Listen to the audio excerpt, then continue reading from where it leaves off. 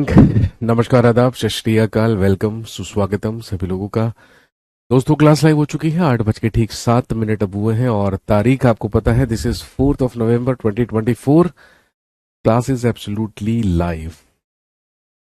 और लंबे अंतराल के बाद, इतने सारे फेस्टिवल्स को मनाने के बाद फाइनली आज से करियर विल ऐप पर दोबारा से क्लासेस स्टार्ट होती हैं। और मैं आपका इसमें बहुत बहुत स्वागत करता हूं। शयंती दास, सुमिता मिश्रा, मनप्रीत कौर, माशूदा बेगम, मानसी राय, प्रवीण कुमार, शबाना परवीन, सना सुल्ताना, ये कुछ लोगों के कमेंट्स हैं जो मुझे स्क्रीन पर नजर आए हैं। आप सभी लोगों का बहुत बहुत इस्तकबाल है। जल्दी से मौजूद हो जाइए सारे।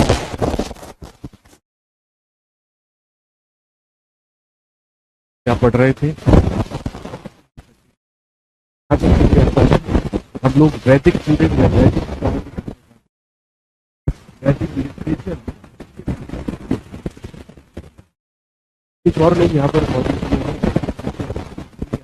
दास, आरती, संध्या, ई एम रवीना, मालती, निशा, पूर्णिमा, संजना, आशीष, आदित्य, खुशी, संगम, विपुल, सोनू, अपना, अंकिता, शीतल, सोनू, स्नेहा, शिवानी, और एक नाम और लेता हूं मैं, श्रेया चंद कौशिक। आइए भाई, सारे के सारे लोग जल्दी से यहाँ पर मौजूद हो जाइए। Sir, voice is not clear, ऐसा कुछ है क्या? क्या मेरी आवाज आपको साफ नहीं आ रही है? क्या साउंड में कुछ इशू आ रहा है? प्लीज एक बार check। आवाज में कुछ प्रॉब्लम आ रही है क्या?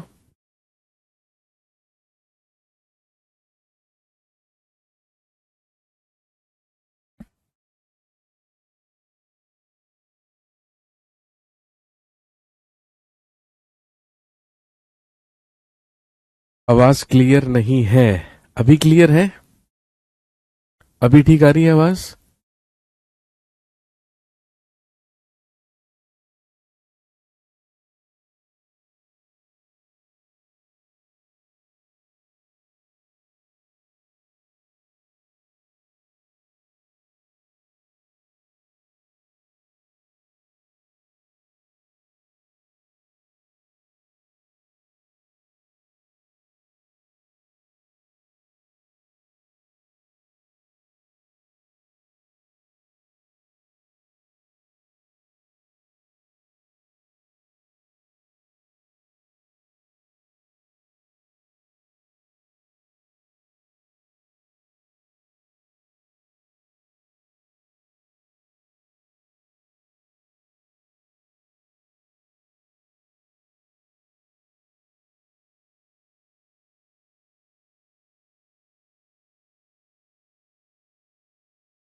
ठीक है वॉइस?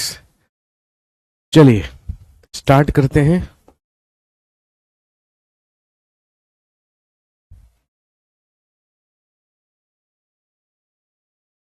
आप जानते हैं कि हम पढ़ रहे थे एंशियंट हिस्ट्री।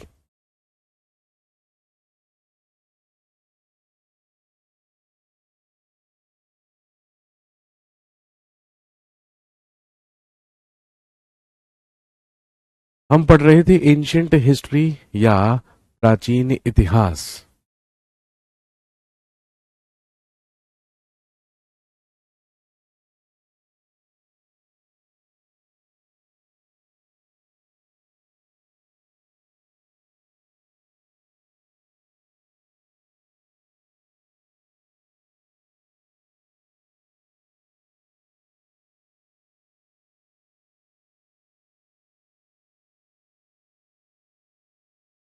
जल्दी से याद दिलाइए, लास्ट टॉपिक में हम कहां तक पहुंच गए थे? हमने कहां तक पढ़ लिया था? बातचीत हमें वहीं से कंटिन्यू करनी है।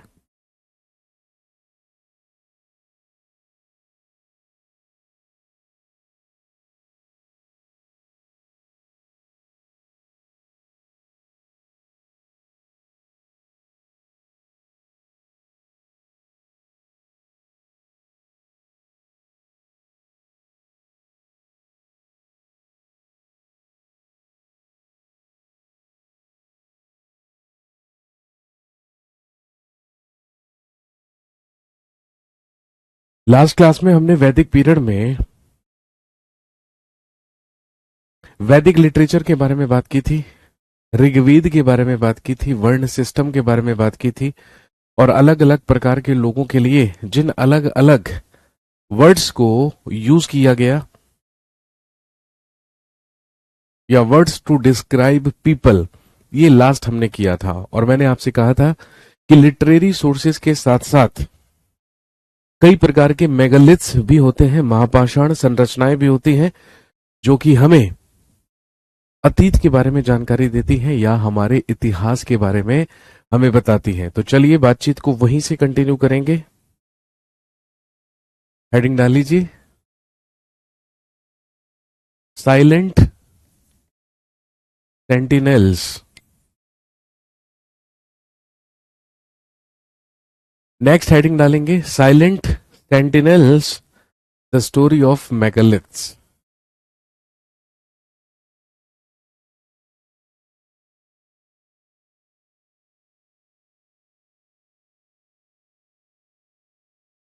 जिसे आप हिंदी में जिसे आप हिंदी में लिख सकते हैं,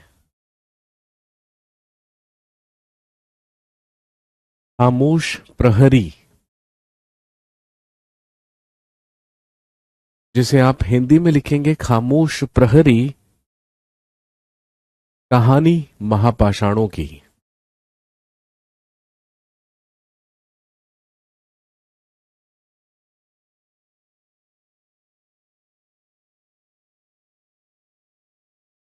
जिस तरीके से वैदिक लिटरेचर से हमें वैदिक पीरियड के बारे में जानकारी मिली है, बिल्कुल वैसे ही ग्रेव्स से, कब्रों से और कब्रों के ऊपर बनी महापाषाण संरचनाओं से, या आप कह सकते हैं मेगालिथ्स से भी हमें कई फीचर्स जानने के लिए मिलते हैं, या कई फीचर्स के बारे में पता चलता है वैदिक पीरियड या पोस्ट वैदिक पीरियड के बारे में। दोस्तों, अगर आज से लगभग आप 3000 साल पहले की बात करें,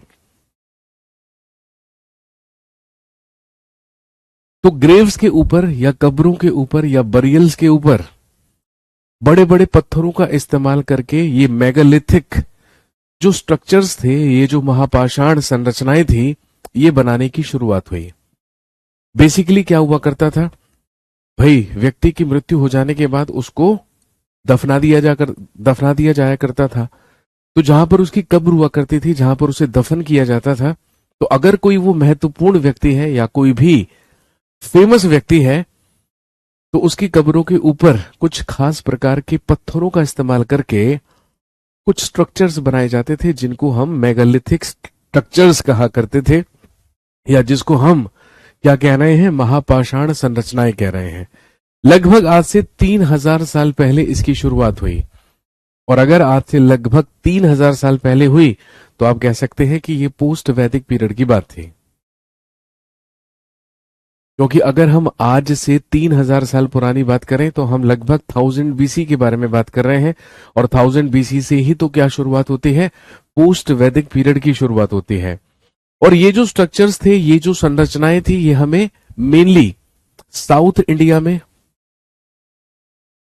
डेक्कन, भारत का जो दक्कन भाग है या जो डेक्कन प्लेट्यू है, वहां पर साउथ इंडिया में, नॉर्थ ईस्ट में और कश्मीर के क्षेत्र में मेनली देखने को मिलता है।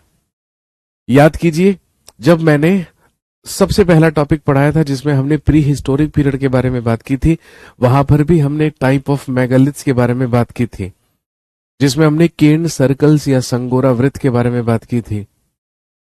कुछ टाइप के मेगालिथ्स हमने वहां पर भी डिस्कस किए थे, लेकिन हम यहां पर उन मेगालिथ्स के बारे में बात कर रहे हैं जिनकी शुरुआत लगभग 3000 साल पहले हुई। लिखेंगे, these structures were started in, या लिखेंगे स्टार्टेड अबाउट 3000 ईयर्स अगो।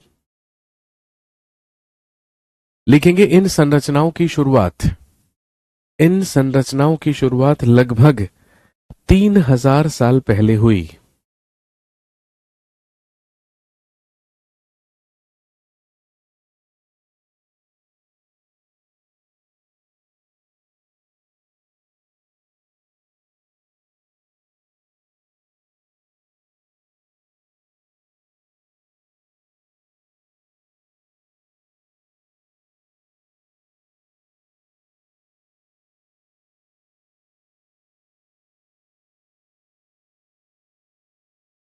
और अगर इसके एरियाज या क्षेत्र के बारे में हम बात करें,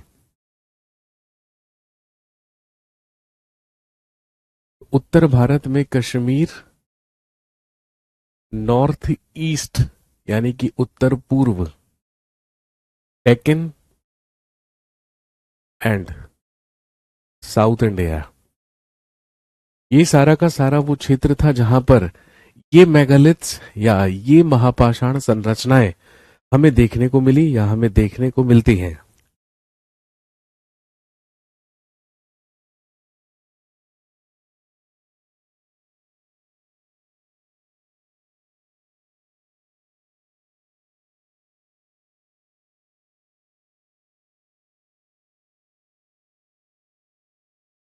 कई बार हमें कब्रों और बरियल्स के ऊपर कई बार हमें कब्रों और बरियल्स के ऊपर पत्थरों से बनी एक सर्कुलर स्ट्रक्चर देखने को मिलता है, जिसको हम केर्न सर्कल्स या संगोरा वृत्त कहते हैं। ये हम पहले पढ़ चुके हैं जब हम प्री हिस्टोरिक पीरियड में पढ़ रहे थे। बेसिकली आज से लगभग 3000 साल पहले जब लोगों को दफना दिया जाता था, तो केवल उन्हें ही दफनाया नहीं जाता था, बल्कि उनके साथ उनकी कुछ बिलोंगिंग्स को भी साथ में दफन कर दिया जाता था, चाहे वो उसके ऑर्नामेंट्स, ज्वेलरीज हो, चाहे वो उसके द्वारा इस्तेमाल किए जाने वाले बर्तन हो, कपड़े हो। इसके अलावा कुछ राशन का सामान, कुछ अनाज, गेहूं और राशन भी उसके साथ दफन किया जाता था। अलग अलग जगहों पर अलग अलग प्रकार की प्रथाएं चलती थी, क्योंकि कहीं कहीं पर ऐसा मानना था कि जब व्यक्ति की मृत्यु हो जाती है तो वो बेसिकली मृत्यु नहीं होती है, वो केवल और केवल एक ट्रांजिशन होता है, जिसमें वो इस संसार या इस दुनिया को छोड़कर किसी और संसार या किसी और दुनिया में चला जाता है। ऐसा ही कुछ इजिप्शियन सिविलाइजेशन या मिस्र की सभ्यता में भी देखने को मिलता है। भाई आप जानते हैं कि अगर हम इजिप्ट की बात करें, मिस्र की बात करें, तो मिस्र में डेड बॉडीज को ममीज बना दिया जाता था। और ममीज बनाने का मतलब क्या था कि डेड बॉडीज पर एक प्रकार का पेस्ट या लेप लगाकर पूरे के पूरी बॉडी पर पट्टियां बांधी जाती थी, उसे ममी बना दिया जाता था। और आप जानते होंगे कि ममी बनाकर ही उसे रख दिया जाता था उसके ताबूत में, और साथ में उसकी सारी की सारी बिलोंगिंग्स भी रख दी जाती थी। ऐसा ही कुछ हमें देखने को मिला है लगभग आज से 3000 साल पहले हमारे देश में भी।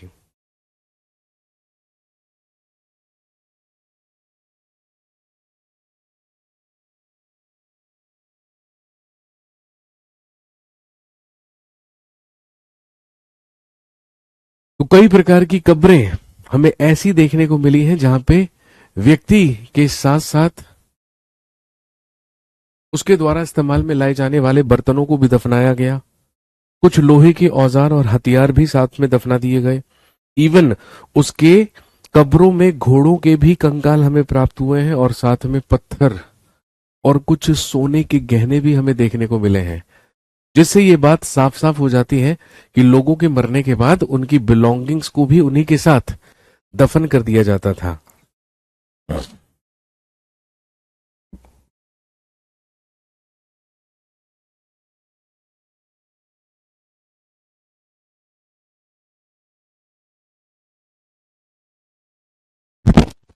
अब इन्हीं कब्रों में, अब इन्हीं बरियल्स में,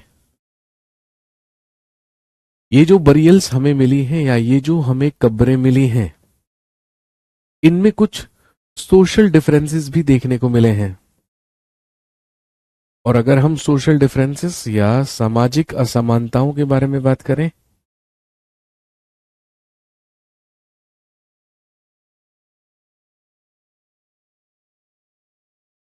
बरियल्स से ही बरियल्स से ही हमें सोशल डिफरेंसेस या सामाजिक असमानताएं भी देखने को मिलती हैं।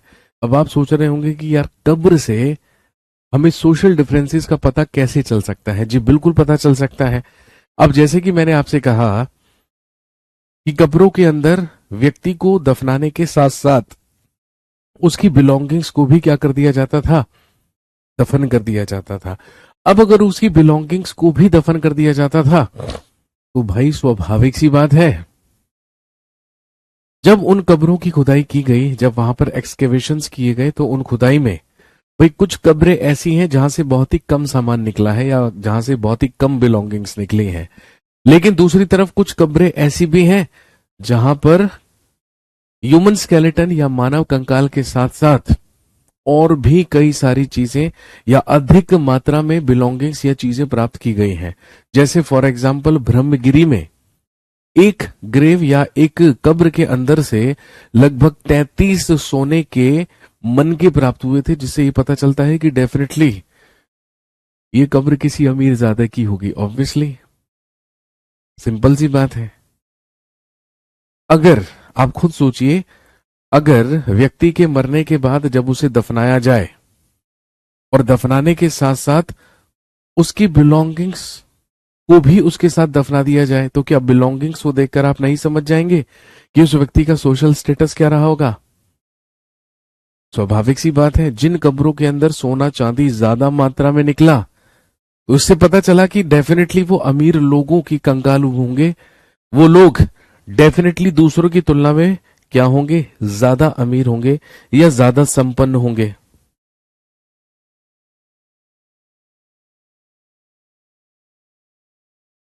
ऐसे ही कुछ लोगों की कब्रों में कई प्रकार के अत्याधुनिक हथियार प्राप्त हुए हैं, औजार प्राप्त हुए हैं, और कुछ कब्रों के अंदर से ये हथियार और औजार प्राप्त नहीं हुए हैं। तो शायद हमारे आर्कियोलॉजिस्ट का ये कहना है कि ऐसा भी हो सकता है कि जिन कब्रों से हमें औजार और हथियार मिल रहे हैं, वो डेफिनेटली जो कब्रें रही होंगी, वो डेफिनेटली जो बरियल्स रहे होंगे, वो सरदारों के होंगे। और जहां से कुछ नहीं मिल रहा, वो उनके अनुयायी हुआ करते होंगे, उनके फॉलोअर्स हुआ करते होंगे।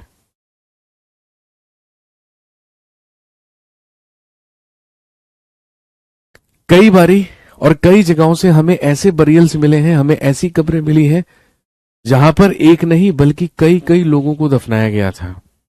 तो नॉर्मली ऐसा रॉयल फैमिलीज में हुआ करता था, शाही परिवारों में हुआ करता था। अगर आप रॉयल फैमिली ऑफ ब्रिटेन की बात करें, अगर आप ब्रिटिश मोनार्कों की बात करें, तो जब राजशाही परिवार के लोगों की मृत्यु होती है या लोग मरते हैं, तो उन्हें एक ही स्थान पर दफनाने की प्रथा होती है। दफनाने के स्थान से एक थोड़ी सी ही पास में एक पोर्ट होल बनाकर उसमें नीचे एंट्री करने की जगह होती है, और सारे के सारे लोगों को एक ही जगह पर एक दूसरे के आसपास ही क्या कर दिया जाता है? दफना दिया जाता है। और ऐसे ही स्थानों पर गोलाकार लगाए गए पत्थर या चट्टान चिन्हों का काम करते हैं, ताकि ये पहचाना जा सके कि अब अगले शव को कहां पर दफनाया जाना है।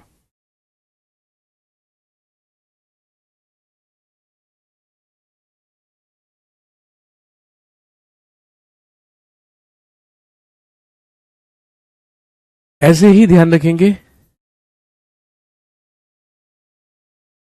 ऐसे ही महाराष्ट्र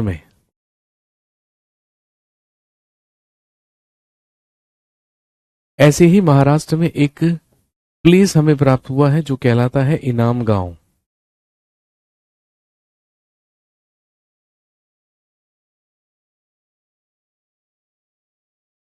ऐसे ही महाराष्ट्र में एक साइट या एक स्थल हमें प्राप्त हुआ है इनाम गांव, जो कि ध्यान रखेंगे घोड़ नदी के किनारे मिला है। और महाराष्ट्र के इनाम गांव से ही हमें कुछ विशेष प्रकार की कब्रें देखने को मिली हैं। यहां पर ज्यादातर कब्रें देखी गई हैं जिसमें गड्ढा गड्ढा खोदकर वयस्क लोगों को गड्ढे में सीधा लिटा दिया जाता था और वैसे ही उन्हें दफना दिया जाता था। कहने का मतलब, व्यक्ति की मृत्यु हो जाने के बाद उसकी डेड बॉडी को, उसके शव को गड्ढा खोदकर गड्ढे में सीधा लिटा दिया जाता था। उसका सर नॉर्थ डायरेक्शन में हुआ करता था और उसके पांव साउथ डायरेक्शन में हुआ करते थे। और खासकर महाराष्ट्र के इनाम गांव में ही ऐसा देखा गया है कि कई बार लोगों को घर के अंदर ही दफना दिया जाता था।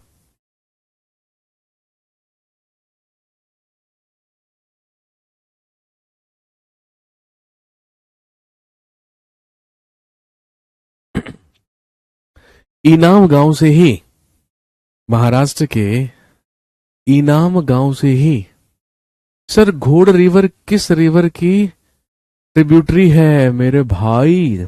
घोड़ नदी एक सहायक नदी है ना, जो कि भीमा नदी की सहायक नदी मानी जाती है। महाराष्ट्र में रिवर भीमा, भीमा नदी की ही एक सब ट्रिब्यूटरी है घोड़ रिवर, घोड़ नदी।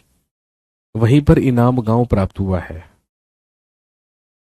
तो कई बारी लोग अपने आंगन के ही नीचे या आंगन में ही गड्ढा खोदकर वहीं पर जो मृत व्यक्ति हुआ करते थे, जो मरे हुए लोग हुआ करते थे, उनकी डेड बॉडीज को दफन कर दिया करते थे। ऐसे एविडेंसेस भी हमें देखने को मिलते हैं या देखने को मिले हैं महाराष्ट्र के इनाम गांव नामक स्थान से।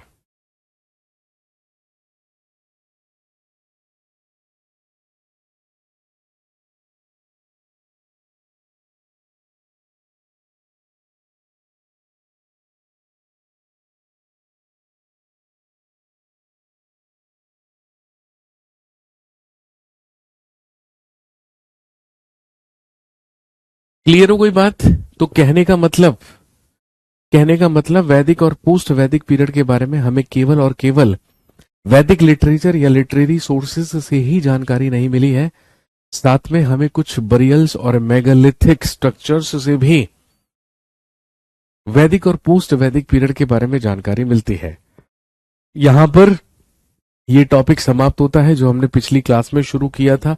इसके बाद नेक्स्ट टॉपिक जो हमें पढ़ना है, हेडिंग डाल लीजिए,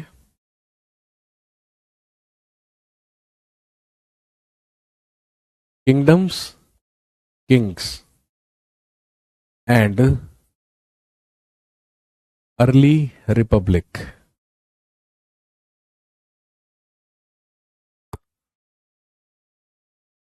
kingdoms, kings and early Republic.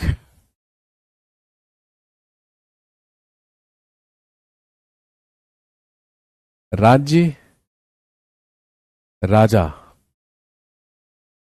और प्राचीन गणराज्य।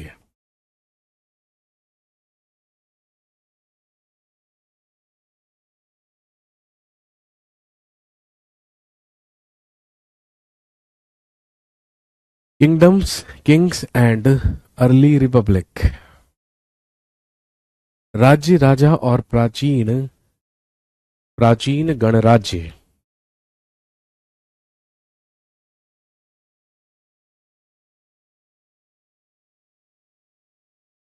सबसे पहले जानेंगे हाउ सम मैन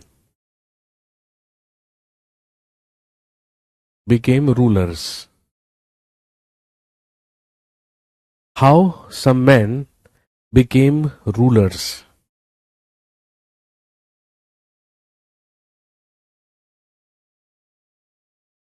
कुछ लोग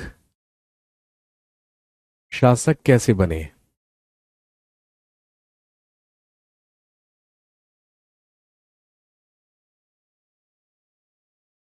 How some men became rulers.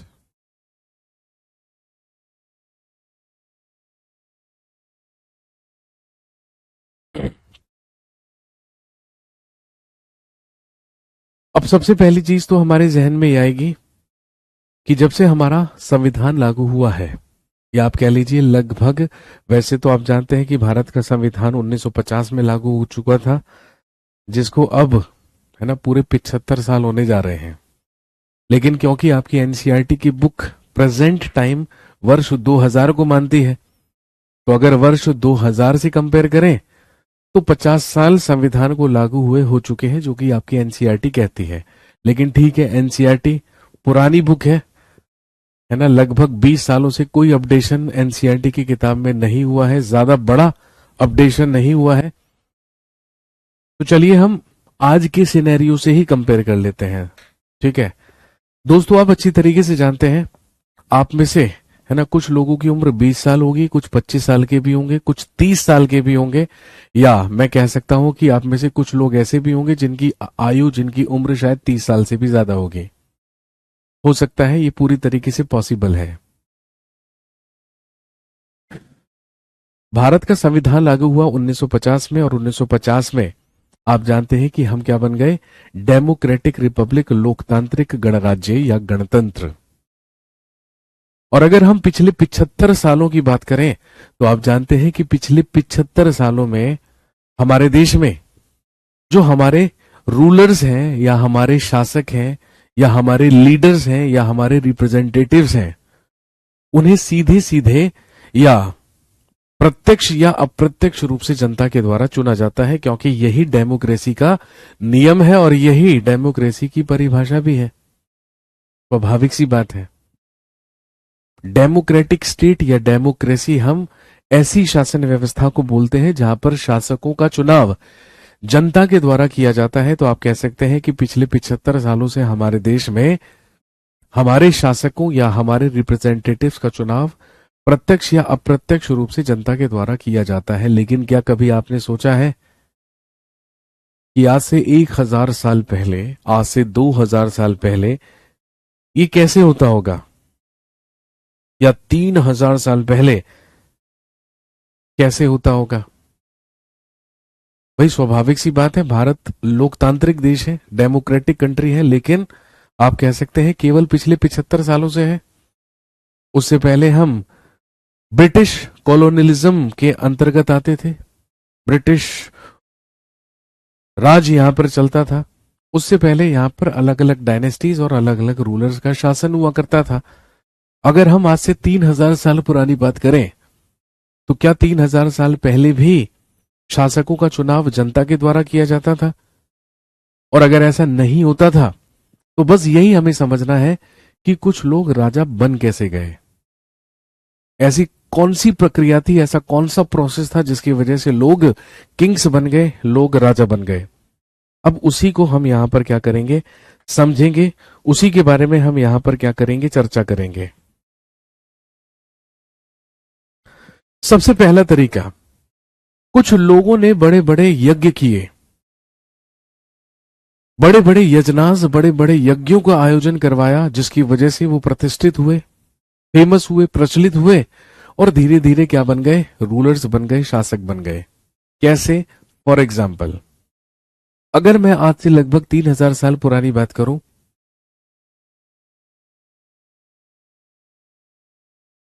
Sir point करके लिखवाया करिए मेरे भाई। मैंने आपसे कहा था जब आप नोट्स सेक्शन में जाओगे तो आपके नोट्स सेक्शन में ना जो एनसीईआरटी की नोट्स हैं, वहां पर हम लोगों ने ऑलरेडी नोट्स लाइन वाइज या पॉइंट टू पॉइंट नोट्स को बनाकर अपलोड कर दिया है आप लोगों के रेफरेंस के लिए, ताकि हम यहां पर आपको पूरा का पूरा चैप्टर समझा दें। उसके बाद आप एनसीईआरटी की नोट्स पढ़ लें, एक बार चैप्टर की रीडिंग मार लें और बस प्रैक्टिस कर लें। सबसे सही तरीका तो यही है। कॉन्सेप्ट को हम यहां पर समझ लेंगे। कुछ लोगों ने यज्ञों का आयोजन करके प्रतिष्ठा प्राप्त की और वो राजा बन गए। आपने सुना होगा अश्वमेघ यज्ञ, एक प्रकार का यज्ञ हुआ करता था जो कि हर शक्तिशाली राजा के द्वारा करवाया जाता था। अब अश्वमेघ यज्ञ में क्या हुआ करता था? अश्वमेघ यज्ञ एक प्रकार का यज्ञ था जिसमें राजा अपना सबसे पसंदीदा घोड़ा एक डायरेक्शन में छोड़ दिया करता था, खुले तौर पर 14 दिन के लिए, कि अब 14 दिन तक वो घोड़ा एक डायरेक्शन में जहां तक भी जाएगा वो सारा का सारा एरिया उसी राजा का हो जाएगा जिसका वो घोड़ा है। लेकिन अगर वो घोड़ा किसी की टेरिटरी में जाता है और अगर उस टेरिटरी के राजा को अपनी टेरिटरी या अपना क्षेत्र उस राजा को देना स्वीकार नहीं है, तो वो उस घोड़े को पकड़ सकता है और आकर उस राजा से युद्ध कर सकता है जिसका वो घोड़ा है। अपनी शक्ति का प्रदर्शन करने के लिए, अपनी प्रतिष्ठा का प्रदर्शन करने के लिए राजा आमतौर पर ये यज्ञ का आयोजन किया करते थे। हालांकि पुरोहितों के ही द्वारा 14 दिन तक इस यज्ञ को किया जाता था,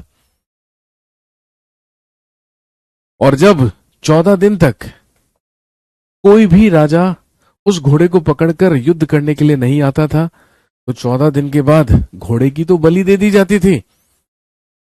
लेकिन अश्वमेघ यज्ञ का आयोजन किया जाता था जिसमें सारे के सारे राजाओं को आमंत्रित किया जाता था। सारे के सारे राजा आया करते थे गिफ्ट्स और उपहार लेकर उस राजा के लिए जिसने अश्वमेघ यज्ञ का आयोजन करवाया है। उस अश्वमेघ यज्ञ में जो राजा वो यज्ञ करवाता था उसे एक ऊंचे स्थान पर एक विशेष सिंहासन पर बाघ की खाल के ऊपर बिठाया जाता था, ये बताने के लिए कि देखिए ये है सबसे शक्तिशाली राजा, ये है अमरेंद्र बाहुबली। समझ गए बात? शक्ति प्रदर्शन करने के लिए इन यज्ञों का आयोजन करवाना बहुत ही आम बात हुआ करते थे।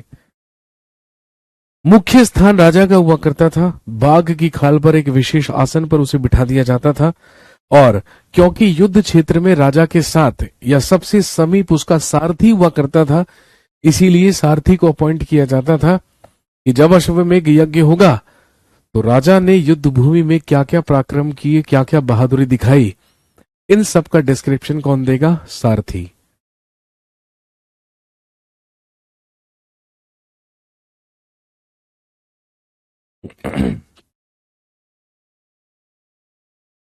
अब राजा के युद्धों का वर्णन करने के लिए सारथी को चुना जाता था, और वही सारथी अश्वमेघ यज्ञ के दौरान सब लोगों के सामने राजा की विजयों का गुणगान किया करता था। राजा के सगे संबंधी, उसकी रानियां, उसकी पटरानियां, उसके पुत्र पुत्रियां भी उस यज्ञ में शामिल हुआ करते थे। उनके लिए भी एक विशेष स्थान उस यज्ञ में हुआ करता था, और जितने भी राजाओं को वहां पर आमंत्रित किया जाता था, इनवाइट किया जाता था, वो सारे के सारे लोग एक स्थान पर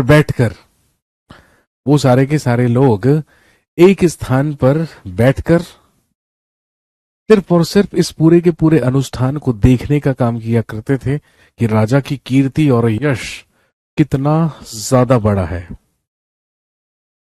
जो पुरोहित हुआ करते थे वो राजा के ऊपर पवित्र जल का छिड़काव किया करते थे, अनुष्ठान किया करते थे। विश्व या वैश्य समाज के लोग भी राजाओं के लिए उपहार लेकर उन यज्ञों में आया करते थे। और ध्यान रखेंगे, जो चौथा वर्ण हुआ करता था, याद कीजिए मैंने पिछली क्लास में आपको वर्ण व्यवस्था के बारे में बताया था, ब्राह्मण, क्षत्रिय, वैश्य और शूद्र। तो जो शूद्र वर्ण के लोग हुआ करते थे उन्हें इन धार्मिक आयोजनों में पार्टिसिपेट करने या भाग लेने की अनुमति नहीं हुआ करती थी। कहने का मतलब केवल ब्राह्मण, क्षत्रिय वर्ग ही मुख्य रूप से इन अनुष्ठानों में उपस्थित हुआ करते थे।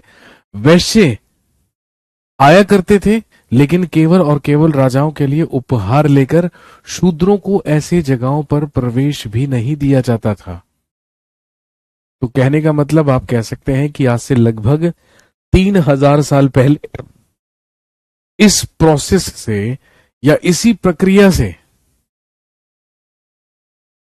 कुछ लोग क्या बने? राजा बने। अपनी शक्ति का प्रदर्शन करके, खुद को शक्तिशाली शो करके, दूसरों के राज्यों को ऐसे ऐसे यज्ञों को करके हड़प कर ही कुछ लोग क्या बन गए? किंग्स बन गए, कुछ लोग राजा बन गए। कहने का मतलब अब वो केवल और केवल एक जन के जनपति या शासक ना होकर एक पूरे के पूरे जनपद के क्या बन चुके थे? शासक बन चुके थे। याद कीजिए, वैदिक काल में अगर हम बात करें, वैदिक पीरियड में अगर हम बात करें, तो लोगों के समूह को या ग्रुप ऑफ पीपल को क्या कहा जाता था? जन कहा जाता था। और उन जन का ही एक मुखिया हुआ करता था जिसे जनपति कहा जाता था। लेकिन जब कई सारे जन आपस में मिले तो कई सारे जन आपस में मिलकर ही क्या कहलाए? जनपद कहलाए। और आप जानते हैं, अगर हम आज जनपद की बात करें तो जनपद शब्द का इस्तेमाल हम किसके लिए करते हैं? एक जिले के लिए करते हैं, एक डिस्ट्रिक्ट के लिए करते हैं।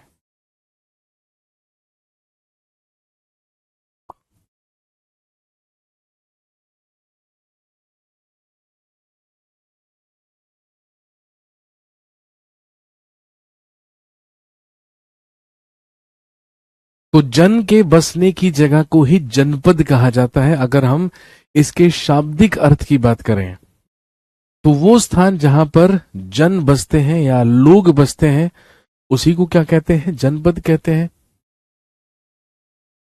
अब ये महायज्ञ को करने वाले राजा अब केवल और केवल जन के राजा ना होकर अब ये जनपदों के राजा माने जाने लगे। इन्हें जनपदों का राजा कहा जाने लगा। और आप जानते हैं आर्कियोलॉजिकल एक्सकेवेशंस से, या हिंदी में आप लिख सकते हैं पुरातात्विक उत्खनन से या खुदाई से, हमें ऐसे कई जनपदों का उल्लेख मिलता है, जैसे दिल्ली में इंद्रप्रस्थ। वैसे तो आप जानते होंगे दिल्ली का प्राचीन नाम ही क्या हुआ करता था, इंद्रप्रस्थ। मेरठ के समीप हस्तिनापुर,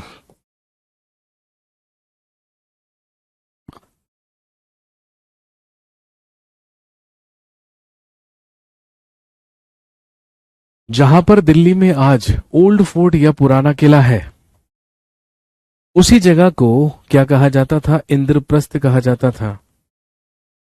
ऐसे ही मेरठ उत्तर प्रदेश के ही समीप हस्तिनापुर नामक एक स्थान है, जो कभी महाभारत काल में आप जानते हैं कुरु की राजधानी हुआ करती थी, कैपिटल हुआ करती थी।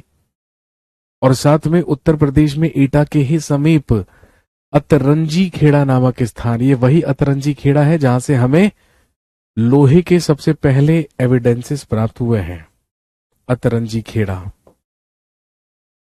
तो आर्कियोलॉजिकल एक्सकेवेशंस से या पुरातात्विक खुदाई से इन जगहों पर हमें कुछ जनपदों की या जनपदों के डिस्क्रिप्शंस देखने को मिलते हैं। यहां पर रहने वाले लोग झोपड़ियों में रहा करते थे, मवेशी और अन्य जानवरों को पाला करते थे, चावल, गेहूं, धान, जौ, दालों, गन्ने, तिल और सरसों जैसी फसलों को उगाया करते थे। मिट्टी के बर्तनों को बनाया करते थे, कुछ लाल रंग के और कुछ धूसर यानी कि ग्रे कलर के हुआ करते थे।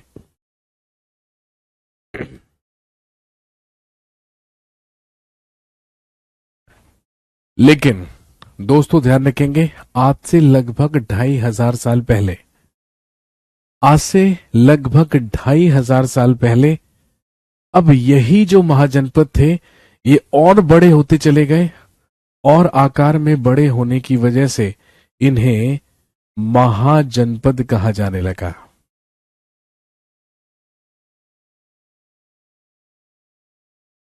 इन्हीं को महाजनपदास या महाजनपद कहा जाने लगा, जो कि 600 बीसी या 600 ईसा पूर्व की बात है, या आप कह सकते हैं अबाउट 2500 ईयर्स अगो। आज से लगभग, वैसे तो 2600 साल बैठते हैं, लेकिन हमने राउंड ऑफ में क्या लिख लिया है, आज से 2500 साल पहले।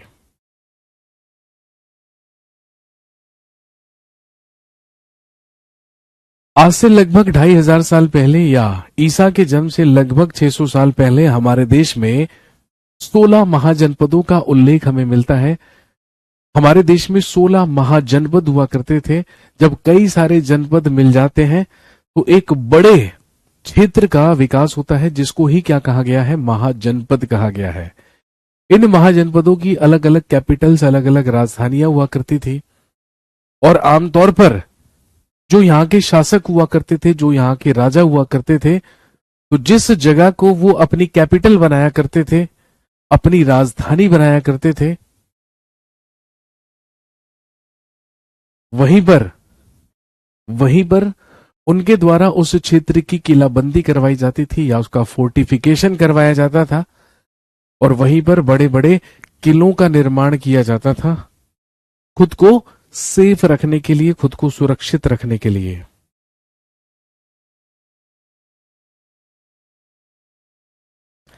शायद अन्य राजाओं के आक्रमण के डर के कारण ही सुरक्षा के लिए किलाबंदी करवाई जाती थी, किलों का निर्माण करवाया जाता था, और अपनी राजधानी के चारों ओर विशाल, ऊंची और प्रभावशाली दीवार खड़ी करके अपनी समृद्धि और शक्ति का प्रदर्शन भी करना इन लोगों के लिए आम बात हुआ करती थी।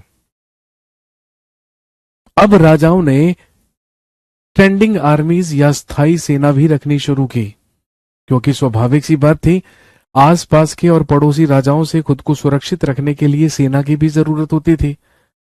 तो आमतौर पर अब राजाओं ने सेनाएं भी रखनी शुरू की, सेनाओं में वेतन भी देने की शुरुआत की, क्योंकि ये वो समय है जब हमारे इतिहास का सबसे पहला सिक्का, जो कि चांदी का हुआ करता था, जिसे आहत कॉइन्स या जिसे आहत सिक्के कहा जाता था, उसका भी प्रचलन शुरू हो चुका था। आमतौर पर ये सिक्के चांदी के सिक्के हुआ करते थे और वेतन के तौर पर वही चांदी के सिक्के सेना में भी दिए जाते थे, सेना में भी बांटे जाते थे।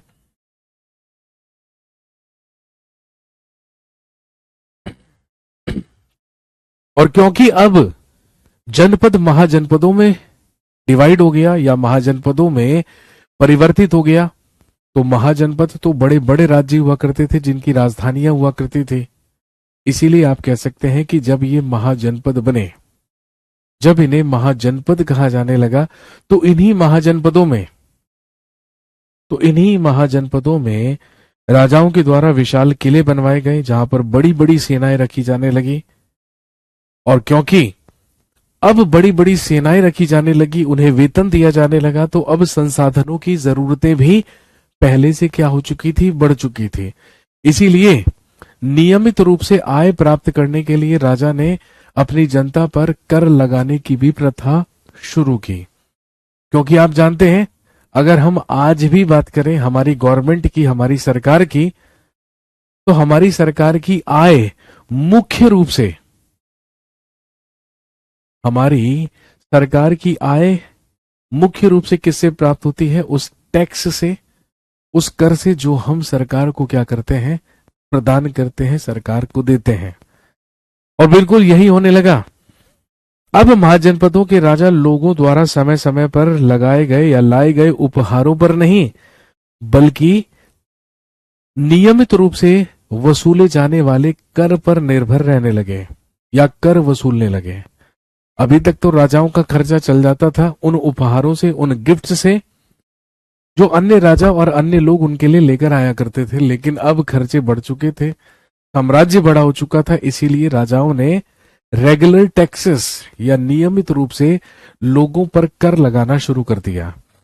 सबसे ज्यादा जो कर वसूला जाता था वो उपज से ही प्राप्त किया जाता था, क्योंकि लोगों के द्वारा किया जाने वाला मुख्य कार्य ही क्या था? कृषि और पशुपालन। तो रेवेन्यू का एक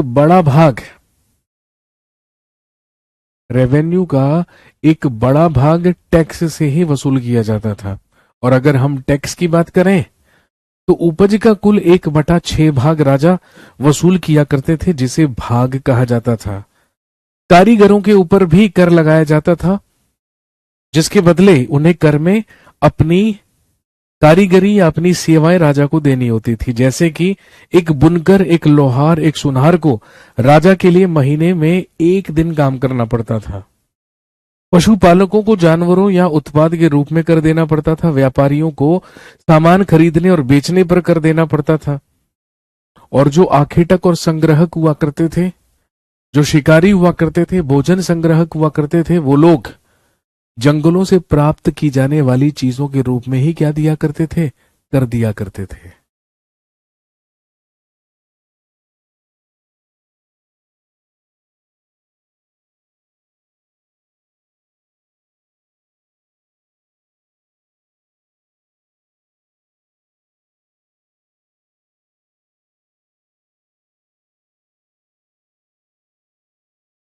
तो कहने का मतलब, जब महाजनपद बन गए तो राजाओं ने नियमित रूप से लोगों से कर वसूलना शुरू कर दिया। एक बड़ा परिवर्तन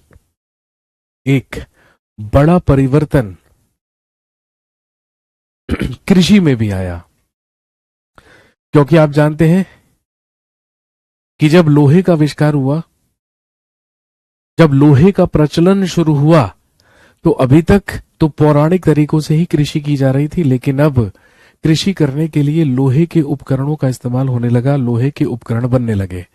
और क्योंकि लोहे के उपकरण बनने लगे, इसीलिए अब लोहे के उपकरणों से ज्यादा गहराई से खेतों को जोता जाने लगा। और जब ज्यादा गहराई से जोता जाने लगा, तो उससे लैंड की जो फर्टिलिटी थी, उर्वरता थी, वो भी पहले से बढ़ गई कंपैरेटिवली। इसीलिए इसीलिए ध्यान में रखेंगे। धीरे धीरे धीरे धीरे पैदावार बढ़ी, पैदावार बढ़ने से लोगों की आमदनी बढ़ी, और आमदनी बढ़ने से अब हमारी सोसाइटी में अर्बनाइजेशन, या आप कह सकते हैं कि हमारी सोसाइटी में शहरीकरण की शुरुआत हुई या शहरीकरण शुरू हुआ। लेकिन जिन 16 महाजनपदों के बारे में हमें जानकारी मिलती है, इन 16 महाजनपदों में सारे के सारे तो वैसे राजतंत्रात्मक ही महाजनपद हुआ करते थे, लेकिन ऐसे 2 महाजनपदों के बारे में हमें जानकारी मिलती है। एक तो वज्जी महाजनपद। अगर हम राजतंत्रात्मक की बात करें तो 16 महाजनपदों में सबसे ज्यादा शक्तिशाली और सबसे ज्यादा प्रसिद्ध मगध हुआ करता था, जहां पर पूरी तरीके से राजतंत्र चला करता था। लेकिन अगर हम वज्जी की बात करें तो वज्जी एक गणतंत्र राज्य हुआ करता था, एक रिपब्लिक स्टेट हुआ करता था, जहां पर केवल एक नहीं बल्कि पूरे के पूरे राजाओं का समूह हुआ करता था, जिसमें सारे के सारे लोग मिलकर ही क्या किया करते थे, शासन किया करते थे। और ध्यान रखेंगे ये 16 महाजनपद कौन कौन से थे, इनकी कैपिटल्स या राजधानियां क्या क्या थी, ये हम कल जानेंगे। और 16 महाजनपदों को पढ़ते ही हम पहुंचेंगे अपने अगले टॉपिक में, जहां पर हम बात करेंगे न्यू आइडियाज, नए विचार, और 2 धर्मों के बारे में बात करेंगे, बौद्ध धर्म और जैन धर्म के बारे में। तो चलिए आज के लिए इतना ही रखते हैं। आपसे मुलाकात होगी 10 बजे दोबारा से पॉलिटी की क्लास में। 1 घंटा रेस्ट कीजिए, इतने में 1 घंटे अपनी अगली क्लास लेता हूं। 10 बजे मिलेंगे दोबारा से। Thank you very much, have a nice day.